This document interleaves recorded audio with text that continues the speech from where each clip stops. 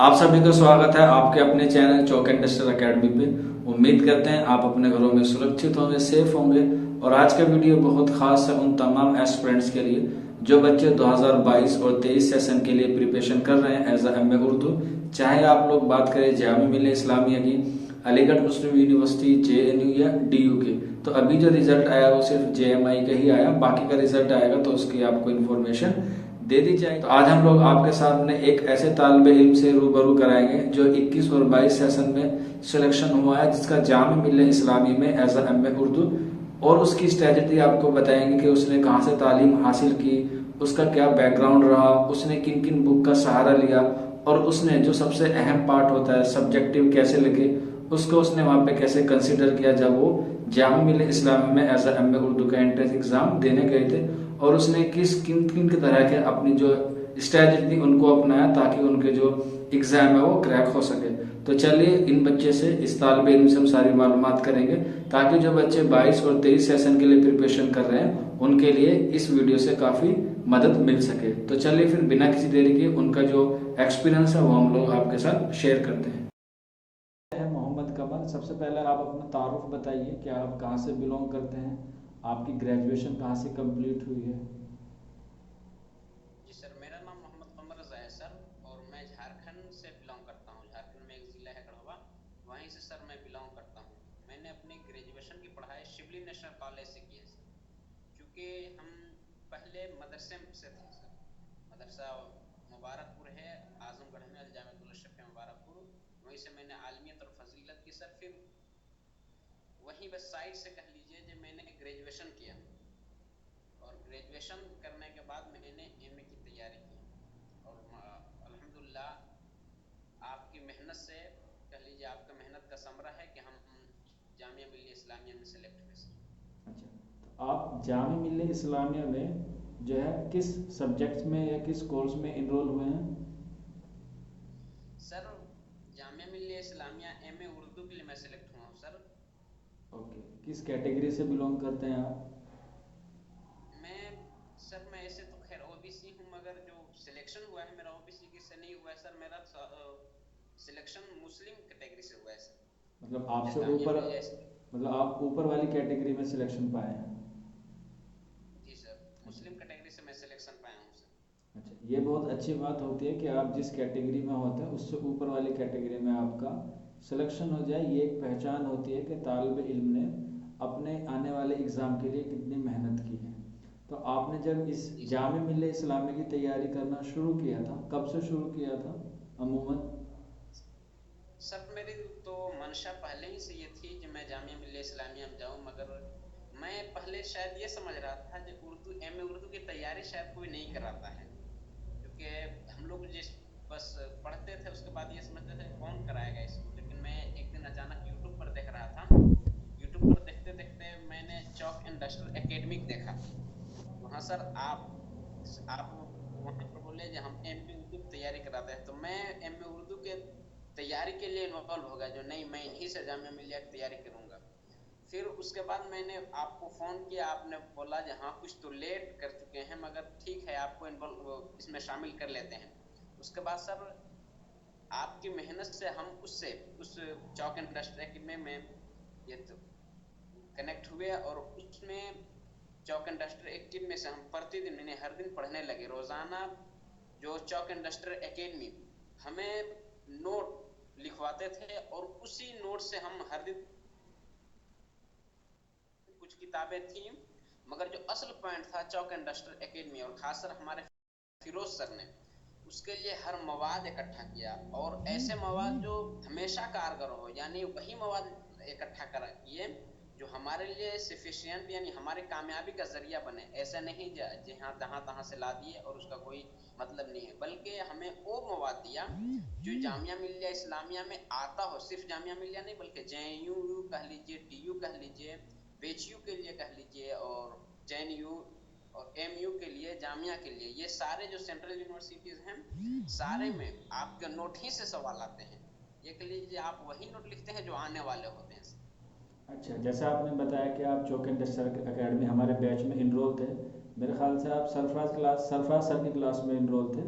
इसके अलावा जी आपने जो सेल्फ स्टडी की है वो लगभग कितने घंटे जी की है, क्योंकि सरफराज सर की क्लास में आप इनरोल थे। उसके बाद आपने खुद की जो सेल्फ स्टडी की है वो कितने घंटे की है, या क्लास के अलावा भी आपने कोई किताब को प्रेफरेंस दिया था? जी सर, जिस वक्त हम जामिया की तैयारी कर रहे थे तो उस वक्त हम कहीं तदरीस का फरीजा अंजाम दे रहे थे, यानी मदरसे में से किसी पढ़ाते थे कुछ सर।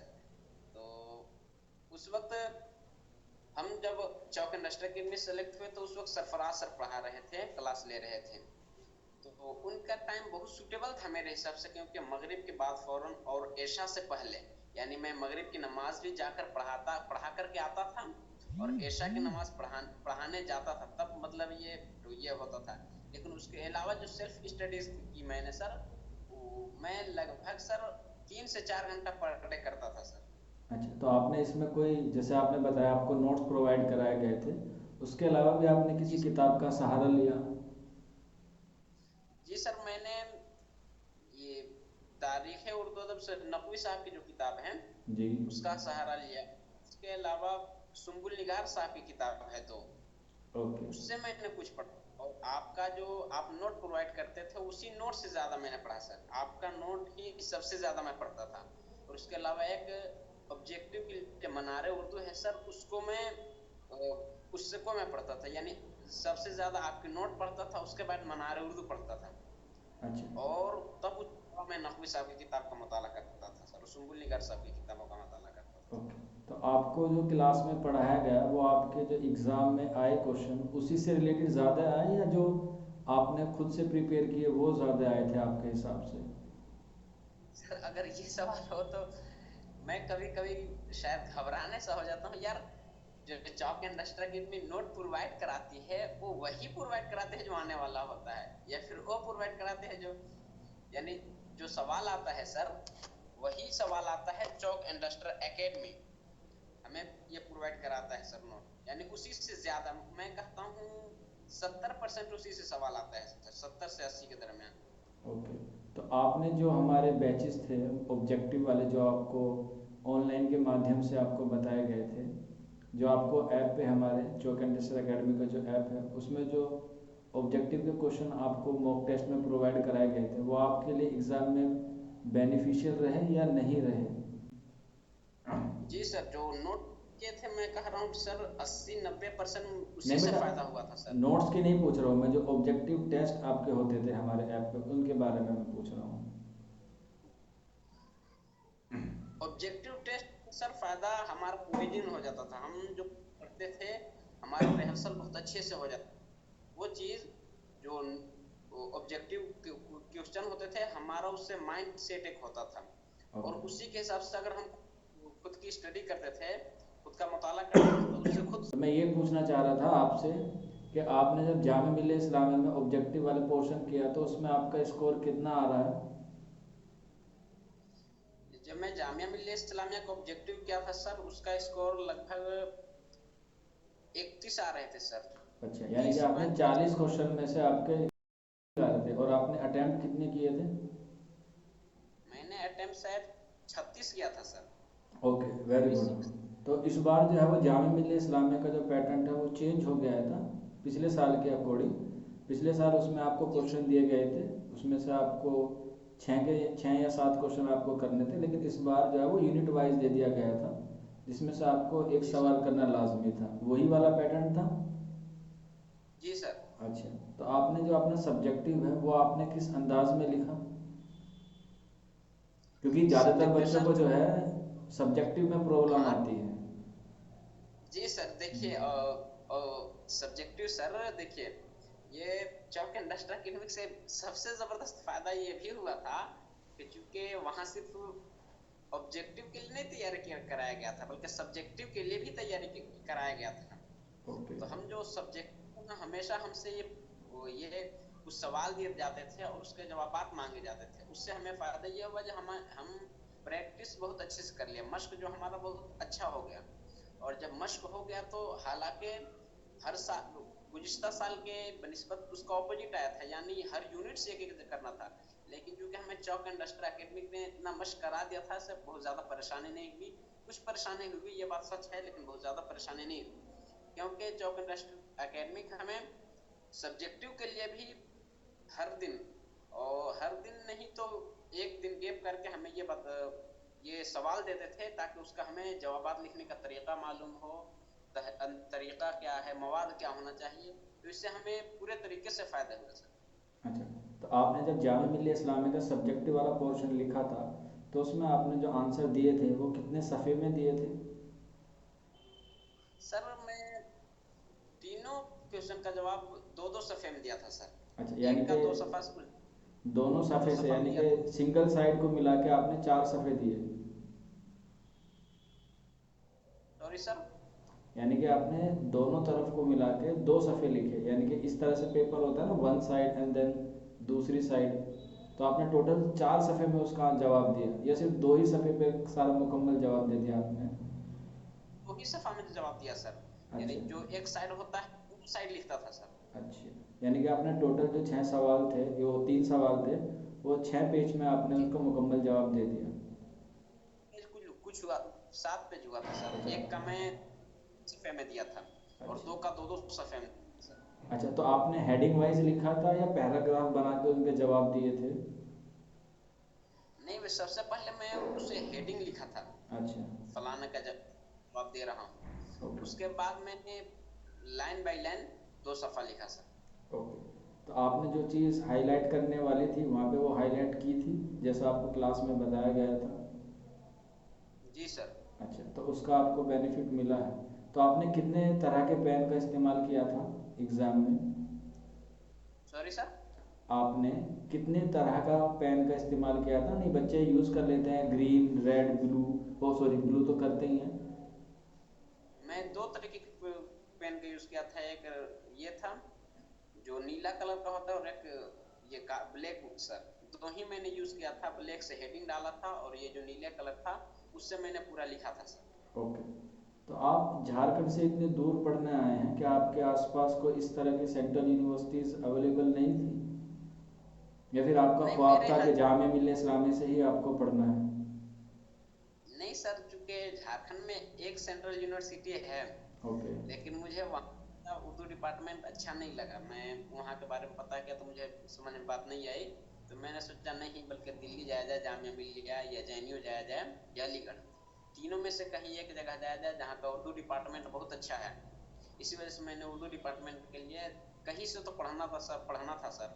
तो मैंने सोचा दिल्ली ही जाया जाए, जामिया मिल्लिया इस्लामिया, ताकि ये ज़्यादा सूटेबल हो, फिर यहीं आया सर। अच्छा, तो आपका आगे का क्या विचार है, मतलब आप आगे आने वाले वक्त में क्या बनना चाहते हैं? सर मैं आने वाला वक्त में तो सर मेरे फ्यूचर प्लानिंग प्रोफेसर का है सर, खुदा बेहतर जाने। अच्छा, चलिए, अच्छी बात है कि आप दुआ। उर्दू के प्रोफेसर बनेंगे। माशाल्लाह, आपकी जो मेहनत है वो रंग लाएगी इंशाल्लाह। आगे भी इसी तरह से मेहनत करते रहिए। तो एक बात और पूछनी थी जी कमर आपसे, कि जो आने वाले बच्चे हैं जो नए सेशन के लिए प्रिपरेशन करेंगे, उनके लिए आप क्या जी सर। सजेशन या क्या सुझाव देना चाहेंगे? कि जो बच्चे अब अगले आ रहे सेशन यानी कि 22 और 23 के लिए प्रिपेयर कर रहे हैं, उनके लिए आप क्या देंगे, क्योंकि अब आप लोग उनके मेंटोर बन गए हैं, आप उनके सीनियर होंगे कुछ वक्त में। सर उनके लिए मैं कहूँगा, सबसे पहले आप चौक एंड डस्टर एकेडमी से जुड़ जाएं। ओके। और वहां से एक सबसे ज्यादा फायदा ये होगा, फिरोज सर जो हैं आपको मोटिवेट करते रहेंगे। उसके बाद आपको मवाद फराहम कराएंगे। मवाद फराहम जब कराएंगे तो आपको चलने लगे। और अगर मवाद फराहम कराएं, नोट्स आपको दें, उसके बाद आप खुद की मतलब खुद मुताला करें, तो 2 3 या 4 घंटा करें खुद मुताला। और सर का जो नोट है उसको हमेशा पढ़ते रहें, तो आप इंशाल्लाह जामिया या जेएनयू, अलीगढ़, किसी भी सेंट्रल यूनिवर्सिटी में आप निकल सकते हैं। क्यों? तो वहाँ जो नोट्स प्रोवाइड कराए जाते हैं वही दिया जाता है नोट्स में जो आने वाला होता है। ये कह लीजिए 70 से 80% वही आएगा उस नोट में से, ज्यादा चांस ये होते हैं। मेरे साथ तो ऐसा हुआ जो 80% लगभग आए थे। तो ओके। मेरे हिसाब से वो नोट को बहुत अच्छे से पढ़ें, और सर का जो जो तरीका है उस तरीके पर चले। सर जो आपको जवाबित बताया, कानून बताया, उसके तहत लिखें और उसके तहत सवाल को समझने के बाद लिखें, ताकि आप हमेशा सेंट्रल यूनिवर्सिटी में कामयाब हो। अच्छा, एक बात और है कमल, जो आपका बैच था उसकी जो फीस थी वो काफ़ी हाई थी या मीडियम थी या लो थी? क्योंकि मेरे हिसाब काफ़ी बच्चे कहते हैं कि सर आप लोग पैसे के लिए काम करते हैं, यूट्यूब पे कम वीडियो फराहम कराते हैं, इसकी क्या बात है? आप इससे कितने बिल्कुल सही तरीके से इसे आप एनालिस करते हैं कि भाई पढ़ने के लिए जो चीज़ें सर हैं वो किस तरह से होनी चाहिए, या जो एजुकेशन है उसको फ्री ऑफ कॉस्ट कर देना चाहिए, इस तरह से आपके मन में क्या ख्याल है? सर जो जैक इंडस्ट्री में फी रखता है, मेरे हिसाब से तो उस फी का कोई मतलब नहीं होता, इतना कम रखते हैं। और जगह अगर आप देखें तो आपको बहुत ज्यादा फी लेंगे, लेकिन जगह जब आप एमए उर्दू की तैयारी करते हैं, फी का कोई बहुत ज्यादा फी होता नहीं है। तो किसी तरीके से आप तो इतना समझ लो, कुछ बच्चे तो सिगरेट और चाय में उससे ज्यादा उड़ा देते होंगे। तो उससे एक फायदा ये होगा कि अगर आप कुछ दे तो शायद आपका ध्यान के लिए, मेरे हिसाब से इतना फीस होना भी जरूरी है। क्यों? अगर इतना फी नहीं रहेगा तो बिल्कुल आजाद ख्याल का हो जाएंगे, अरे फ्री ऑफ कोर्स है, इसमें क्या है। लेकिन अगर कुछ फी लें तो आपको उस पर थोड़ा सा आप डिपेंड हो सकते हैं, नहीं फी ले रहे हैं तो इससे फायदा दोनों, ज्यादा फायदा बच्चों को होता है। फी भी नहीं है, नहीं के बराबर है, उतना आप सिगरेट और पान में उड़ा देते हैं। ओके, और फिर उस फी का अगर आपको एहसास हो तो ज्यादा आप पढ़िएगा। बिल्कुल। अच्छा, एक बात और है कमल कि जो आपको जैसे मालूम है कि हमारी एक फाउंडेशन है, खिदमत फाउंडेशन है, उसके बारे में आप क्या राय देंगे, उसके बारे में आपकी क्या राय है? क्योंकि उन्होंने भी काफ़ी मेहनत किया है, काफ़ी वक्त वक्त पे आपको मोटिवेट किया है, उनके जो सीनियर मेंबरान्स हैं उन्होंने भी आपकी खिदमत में जब भी मौका मिला है आपका हौसला अफजाई किया है, उसके बारे में आपका क्या राय है खिदमत फाउंडेशन के बारे में? चौक एंड डस्ट एकेडमी आप तो मोटिवेट करता ही है, आपको पढ़ने का तरीका देता ही है, लेकिन उसके साथ एक नया प्लान ये करते हैं कि खिदमत फाउंडेशन या उस तरह और कोई हो, तो उनके मेहमान जो होते हैं उनके, हम लोग उनको बुलाकर आपको ज्यादा मोटिवेट करते हैं। तो इसी तरह हम लोग के लिए खिदमत फाउंडेशन ने भी किया है, बल्कि हम लोग को बहुत ज्यादा मोटिवेट उससे किया। और हम लोग के, मुझे याद है मंथ का कुछ फी भी वो माफ कराए थे सर। आपको याद हो या ना हो सर, मुझे याद है जो फी है उसको भी बोले थे कि इस साल इस मंथ फी को माफ कर दिया जाए। और हम लोग को हमेशा वो मोटिवेट करते रहते थे, बताते रहते थे। ओके। तो उससे हम लोग और ज्यादा इनको और ज्यादा मेहनत करने लगे, और वो चीज बताया जो हमें फेस करना है, जिससे हमें मुकाबला करना है, आने वाला दिन देखना है। और वो भी हो भी रहा है, वो जो बताया था उसी के अकॉर्डिंग चल भी रहा है। ये जब मैं आया तो वो जिस तरह बता रहे थे उसी तरह है। तो मैं कह रहा हूँ जो खिदमत फाउंडेशन से हर आदमी को वो उसमें शामिल होना चाहिए, ताकि आपको मोटिवेट करते रहें और आपको पढ़ने का जो रास्ता है आपको और आगे हमवार हो जाए और खुल जाए। ओके, बहुत बहुत शुक्रिया आपको अपना इतना कीमती वक्त हमारे साथ शेयर करने के लिए। हम आपके लिए दुआ करेंगे कि आप आने वाले वक्त में और कामयाबी की सीढ़ी चढ़ते रहें, और जो आपने ख्वाब देखा है एज आ प्रोफेसर बनने का वो मुकम्मल हो जाए, जिससे आप अपने माशरे का, अपने मुल्क का, अपने अहले ख़ानदान का, और हमारा चौक इंडस्ट्रियल अकेडमी और अपने इसातिज़ा सरफराज सर का, फ़िरोज़ सर का, यानी कि फ़िरोज़ सर मैं ही हूँ, तो उनका नाम रोशन सर करें और आपके जो भी ख्वाब हैं वो जल्द से जल्द मुकम्मल हो जाए, इसकी हम दुआ करेंगे। और इसके लिए हम जी आपके बहुत शुक्रगुजार हैं कि आपने अपना कीमती वक्त हमारे साथ शेयर किया। और आप जो जामिया मिल्लिया इस्लामिया में सिलेक्ट हुए हैं एज आ एम उर्दू, तो उसके लिए भी हमारी तरफ से आपको बहुत बहुत तहे दिल से शुक्रिया, तहे दिल से मुबारकबाद आपके लिए। शुक्रिया sir, thanks. Okay, thank you.